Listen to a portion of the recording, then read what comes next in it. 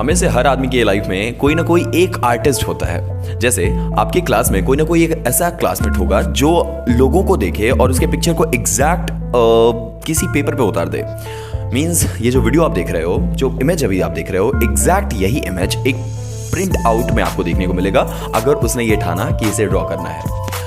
ये आर्ट भी कितना यूनिक होता है, उनका इमेजिनेशन कितना डीप होता होगा, एक एक चीज को कितने अच्छे तरीके से ऑब्जर्व करते होंगे, कितने डीप एनालिसिस होती होगी उनकी। हम जिसे सिर्फ देख के छोड़ देते हैं, वो उसके डीप डिटेल्स को ऑब्जर्व करते होंगे। किस तरह से एक छोटी लाइन पे भी पूरा ऑब्जर्वेंस होता होगा in order to construct the best detail out of that, best picture out of that. ये जो स्टोरी आप पढ़ने वाले हैं, जिससे सिर्फ 25 पॉइंट में मैं पूरा फिनिश कर दूंगा।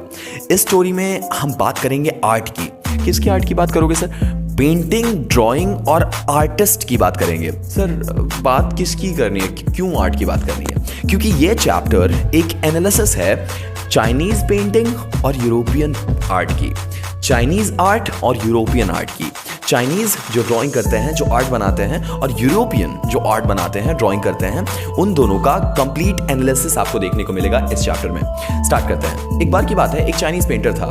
उसने एक पेंटिंग बनाई, ठीक है, और उसके बाद एम्परर के पास जाता है। बोला सर ये देखिए। एम्परर ने उसे देखा ध्यान से और खुश हुआ, दैट्स गुड। वो बोलता है सर आपको कुछ यूनिक सा दिख रहा है इसमें, कुछ अजीब सा, या कुछ आप ऑब्जर्व कर रहे हो, ये क्या है? एम्परर ने कहा हाँ, मुझे ध्यान से अगर मैं देखूं तो इसमें ऐसा दिख रहा है कि एक केव है, केव, ओके, गुफा है इसमें। तो आर्टिस्ट ने एक क्लैप किया, जिस आर्टिस्ट ने उसे ड्रॉ किया था उसने बस एक क्लैप किया और उसके बाद वो केव ओपन हो रहा था। और जो वहाँ एम्परर है उसने देखा उसे ओपन होते हुए।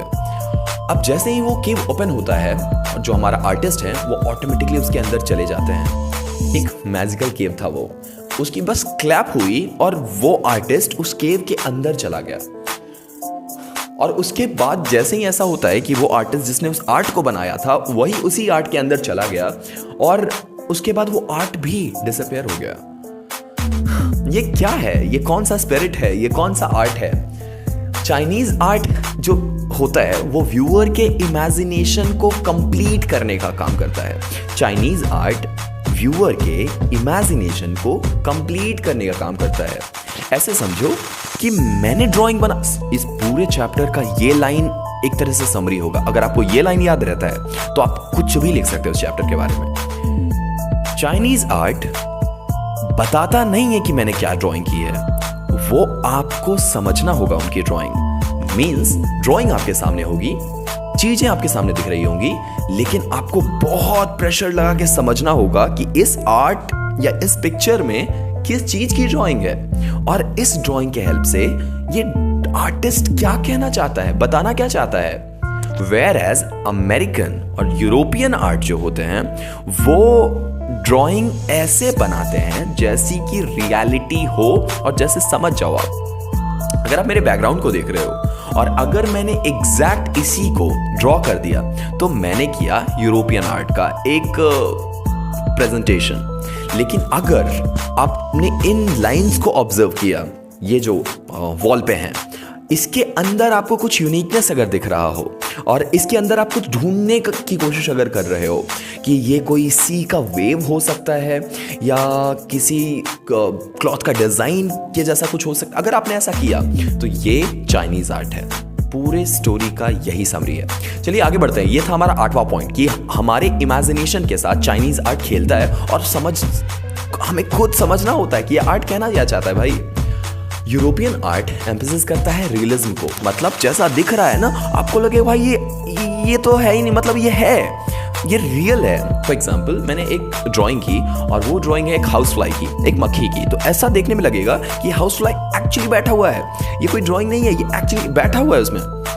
इसे बोलते हैं यूरोपियन आर्ट। आप समझ गए होंगे इस चीज को। अब ऑथर नरेट करते हैं एक यूरोपियन ब्लैकस्मिथ की स्टोरी, ठीक है, और इसी स्टोरी से पता चलेगा कि अमेरिकन आर्ट क्या होता है। अभी आपने सीखा चाइनीज आर्ट क्या होता है। ओके, चाइनीज आर्ट कैसा था कि उसने की ऐसे क्लैप किया और उसी के अंदर वो चला गया और वो आर्ट भी खो गया। मतलब बहुत फोकस करने के बाद चीजें दिखती हैं चाइनीज आर्ट में। वेराज अगर हम बात करें यूरोपियन आर्ट की, आपको चीजें ऐसी दिखेंगी जैसे एक्चुअल है वहां पे। एक बार की बात है, एक आर्टिस्ट एक ब्लैक स्मिथ की बेटी से प्यार कर बैठा। अब ऑब्वियस है कि वो एक ब्लैक स्मिथ है और वो अपनी बेटी एक आर्टिस्ट को क्यों देगा, तो वो रिजेक्ट हो गया, उससे उसकी शादी नहीं हो पाई। एक बार की बात है, आर्टिस्ट ने अपना यूनिकनेस दिखाने के लिए उसके टेबल पे एक पिक्चर ड्रॉ किया और वो पिक्चर था फ्लाई का, जिसकी बात मैंने अभी बात की ना, हाउस फ्लाई की। उसने उस पिक्चर को ड्रॉ किया। अब जो गोल्डस्मिथ है, जो उस लड़की के पापा हैं, उन्होंने उस फ्लाई को मारने के लिए कुछ यूज़ किया और फ्लाई मरा नहीं। उन्होंने ऑब्जर्व किया ये कोई फ्लाई नहीं है बल्कि एक रियल ड्राइंग है। ये है यूरोपियन आर्ट। आप समझ गए, एग्जाम में लिख दोगे, ये है यूरोपियन आर्ट। कि वो रियलिस्टिक इतना ज्यादा था कि वो देखने में लग रहा था भाई सच में ये है, ये यहीं पे है। ये होता है हमारा यूरोपियन आर्ट। अब इससे इंप्रेस होके जो पेंटर है, उन्होंने, जो गोल्डस्मिथ है जो पेंटिंग भी करते थे, उन्होंने अपनी बेटी की शादी इससे कराने के लिए रेडी हो गए। ये स्टोरी ये दिखाती है कि यूरोपियन आर्ट फोकस करता है स्किल पे, टेक्निक पे, आर्ट की टेक्निक और स्किल पे, कि इतना यूनिक हो कि लगे भाई ये ड्राइंग नहीं है भाई, रियल है ये, ऐसा लगे। ये था हमारा 15th पॉइंट।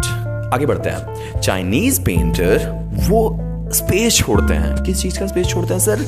इमेजिनेशन के लिए, स्पिरिट के लिए। उन्होंने ड्राइंग कर दी है।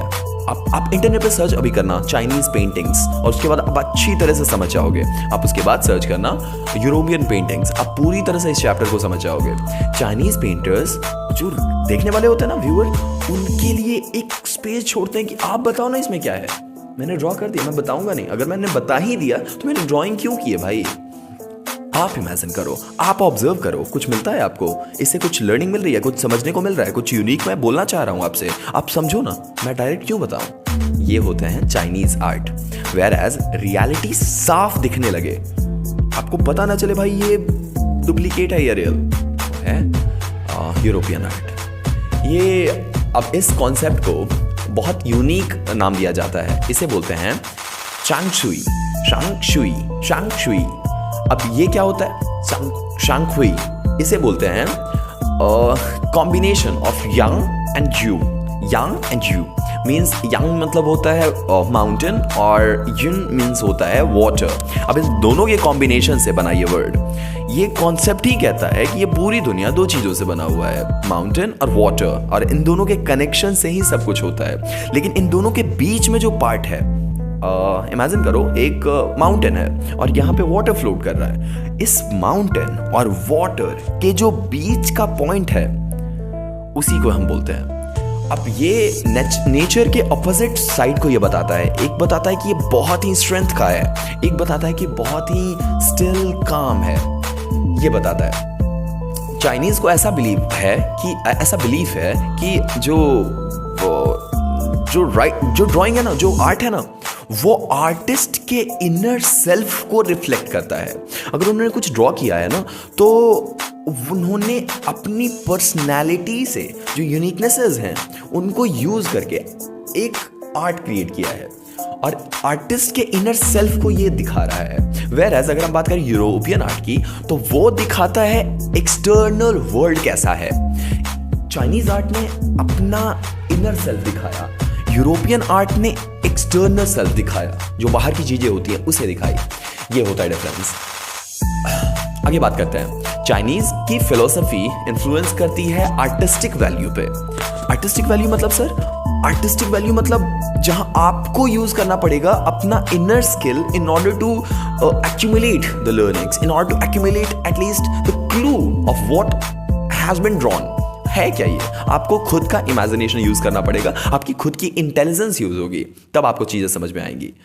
ओके, आगे। चाइनीज आर्ट एक एम्प्टी स्पेस छोड़ते हैं और वो बोलते हैं ना कि ये जो एम्प्टी स्पेसेस है ना, वही मोस्ट इंपॉर्टेंट पार्ट हैं, वही वर्शिपेबल पार्ट हैं, बहुत ही यूनिक, बहुत ही इंपॉर्टेंट पार्ट हैं। अगर हम ध्यान से देखें तो चैप्टर हाईलाइट करता है कल्चरल डिफरेंसेस और आर्टिस्टिक पर्सपेक्टिव को। किसकी? चाइनीज आर्ट की और यूरोपियन आर्ट की। दोनों स्टाइल बहुत यूनिक है और अपने रिस्पेक्टिव फिलॉसफी को और वर्ल्ड व्यू के सामने प्रेजेंट करते हैं। तो ये था हमारा the chapter landscape of the soul.